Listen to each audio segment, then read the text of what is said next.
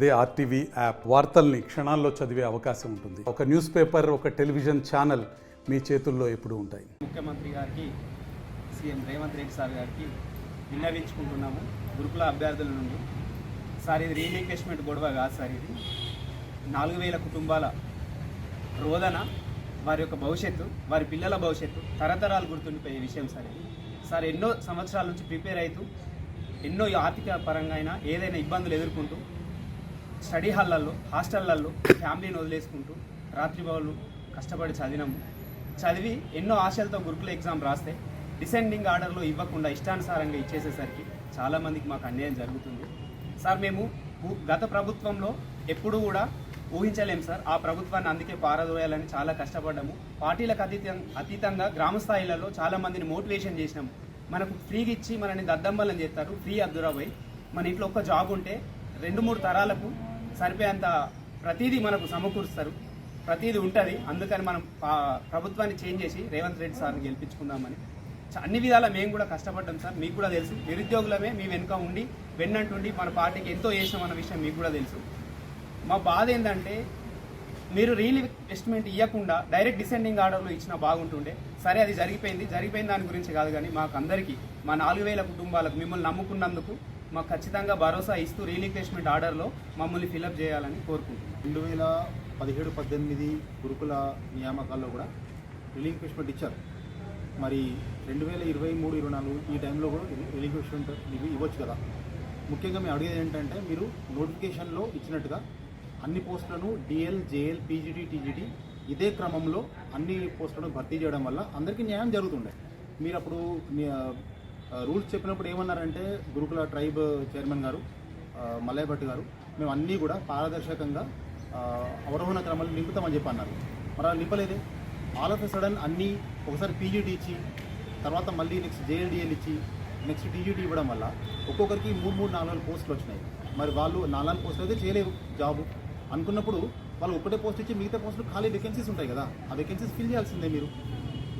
మేము ఎంతో కష్టపడి చదువుకొని ఏజ్ బారైపోతున్నప్పటికీ కూడా ఎన్నో ఆశలు పెట్టుకొని గురుకుల వాటి కోసం మేము కష్టపడి చదివిన తర్వాత చివరికి వస్తుంది అనుకున్న జాబ్ నోటి దగ్గర బుక్కలాగా తీసేసుకుంటే మేము ఎటు వాళ్ళు చెప్పండి. నిన్న హైదరాబాద్లో మేము భారీ సభ నిర్వహించుకున్నాము, ధర్నా చేద్దామని చెప్పేసి నిర్వహించుకున్న దాంట్లో ఆడవాళ్ళు ఎక్కడెక్కడి నుంచో దూరం నుంచి చిన్న పిల్లలు వేసుకొని ఎండలో తిరిగారు. నిన్న వాళ్ళని అమానుషంగా ఒక్కొక్క పోలీస్ స్టేషన్కి తిప్పి చివరి అక్కడ వదిలేసి మీరు వెళ్ళిపోండి అని చెప్పేసి అన్నారు. ఎంత న్యాయం చెప్పండి. మేము ఇవన్నీ అడగట్లేదండి సీఎం గారు. మాకు కావాల్సిందల్లా ఒకటే, డిసెండింగ్ ఆర్డర్లో ఇప్పటిదాకా చేసిన నియామకాలన్నీ కూడా రద్దు చేసి వాటన్నిటినీ డిసెండింగ్ ఆర్డర్లో అవరోహణ క్రమంలో నింపండి. లేదనుకున్నట్టయితే కనుక మిగిలిపోయిన పోస్టులు ఏవైతే ఉన్నాయో రిలీంక్విష్మెంట్ కింద పెట్టి వేకెన్సీ అన్నీ కూడా మా ద్వారా ఫిల్ చేయించండి. దీనివల్ల మేము మీకు ఇప్పుడు కాదు ఎప్పటికీ రుణపడి ఉంటాము. కాంగ్రెస్ మేము విధేయులుగా ఉంటాము. మాకు ఎప్పటి నుంచి కూడా చిన్నప్పటి నుంచి కాంగ్రెస్ పట్ల మంచి అభిప్రాయం ఉండింది. ఇది చేయడం వల్ల మీరు మా హృదయాలు ఎప్పటికీ ఉంటారు. We are very thankful for that. గౌరవనీయులైన ముఖ్యమంత్రికి చెప్పుకునేదో చెప్పాల్సి వస్తుందో మీకు తెలియట్లేదో మాకు తెలియట్లేదు. మీకు ఇంతవరకు తెలిసిందో తెలియలేదో, అధికారులు ఏమైనా మిమ్మల్ని తప్పుదో ఒప్పిస్తున్నారో కూడా మాకు తెలియదు. మేమైతే అభ్యర్థులం అందరం 3000 నుండి 4000 మెంబర్స్ దాకా ఉన్నాం. మేము అందరం అనుకుంటాం మీకు ఖచ్చితంగా ఈ విషయం చేరే ఉంటుంది. ఎంత రాష్ట్ర వ్యాప్తంగా చర్చనీయాంశంగా మారిన ఈ విషయం మీ వరకు రాలేదంటే మేము నమ్మలేకపోతున్నాం. మీరు మీ ఎజెండానే 2 లక్షల ఉద్యోగాల భర్తీగా ఏర్పడిన ఈ ప్రభుత్వం, మీరు ఒక ప్రభుత్వం ఇచ్చిన వాటిలో ఉన్న బ్యాక్లాగ్స్ను వాటిని పెట్టుకొని 9210లో 5000 దగ్గర నింపి 3,000 to 4,000 మధ్యలో పోస్టులను బ్యాక్లాగ్ పెట్టుకొని అవి మీరు నెక్స్ట్ మీ ప్రభుత్వ హయాంలో వేసామని అనుకుంటున్నారు.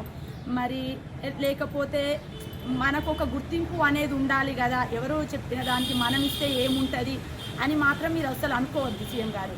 ఎందుకంటే ఎవరు ఇచ్చినా మీరు మాకు జాబ్ ఇవ్వకుండా ఉన్నప్పుడు కూడా, అంటే మీరు అధికారంలోకి రాకున్నప్పుడు కూడా మేము మీ పార్టీ అధికారంలోకి వస్తే మాలాంటి నిరుద్యోగులకు, యువతకు ఎంతో మంచి జరుగుతుంది, భవిష్యత్తు ఏర్పడుతుందని మేము మీ పార్టీని అధికారంలోకి తీసుకొచ్చినాం. కానీ మీ పార్టీ అధికారంలోకి వచ్చిన కొద్ది రోజుల్లోనే మా నుండి మీకు ఇంత నిరసన వ్యక్తం అవుతుంది. కానీ ఇది మీకు ఎందుకు అర్థం కావట్లేదు అనేది మాకు మాత్రం తెలియట్లేదు. మరిన్ని వీడియోస్ కోసం ఛానల్ ని సబ్స్క్రైబ్ చేయండి, లేటెస్ట్ అప్డేట్స్ కోసం వాట్సాప్ ఛానల్ ని ఫాలో చేయండి అండ్ లింక్ డిస్క్రిప్షన్ లో ఉంది.